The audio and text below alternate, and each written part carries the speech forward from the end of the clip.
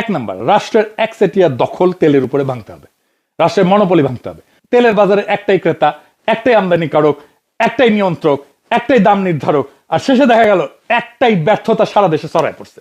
এই মডেল চলতে পারে না। Import, storage, distribution, wholesale, retail সবকিছু যদি এক কেন্দ্রীভূত শ্বাসনালী দিয়ে চালাইতে যায়, তাহলে এক জায়গায় চাপ পড়লে পুরো শরীরে অক্সিজেন হারায় ফেলবে। তেলের বাজারে প্রাইভেট পার্টিসিপেশন আসতে হবে, মাল্টিপল ইম্পোর্ট চ্যানেল খুলতে হবে, কম্পিটিটিভ স্টোরেজ করতে হবে, আর ডিসেন্ট্রালাইজ ডিস্ট্রিবিউশন আনতেই হবে। মনোপলি এফিসিয়েন্সি আনে না, এইটা মনোপলি আনে ভঙ্গুরতা, ভেঙে যায়। 2 নাম্বার, দামের মধ্যে জিনিসের, তেলের দামের মধ্যে সত্য ফিরায় আনতে হবে। তেলের সাপ্লাই যদি কম থাকে দাম বাড়তে দিতে হবে ফ্রিলি, যদি সাপ্লাই বেশি থাকে দাম কমতে দিতে হবে ফ্রিলি। দাম যদি বাস্তবতার কথা না বলে তাহলে মানুষ গুজবই শুনবে। দামের মধ্যে যদি অভাব, স্কারসিটি এটা রিফ্লেক্ট না করে তাহলে স্কারসিটি লাইন হয়ে দেখা দিবে। এটা বুঝতে তো কষ্ট হওয়ার কথা না।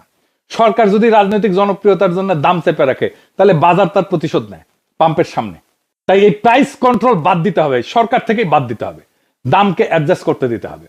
গরিবের জন্য টার্গেটেড সাবসিডি দেন, পাবলিক ট্রান্সপোর্টে সাপোর্ট দেন, কৃষিতে সহায়তা দেন, কিন্তু সবার জন্য মিথ্যা সস্তা দামের নাটক কইরা বাজারকে অন্ধ বানায়েন না।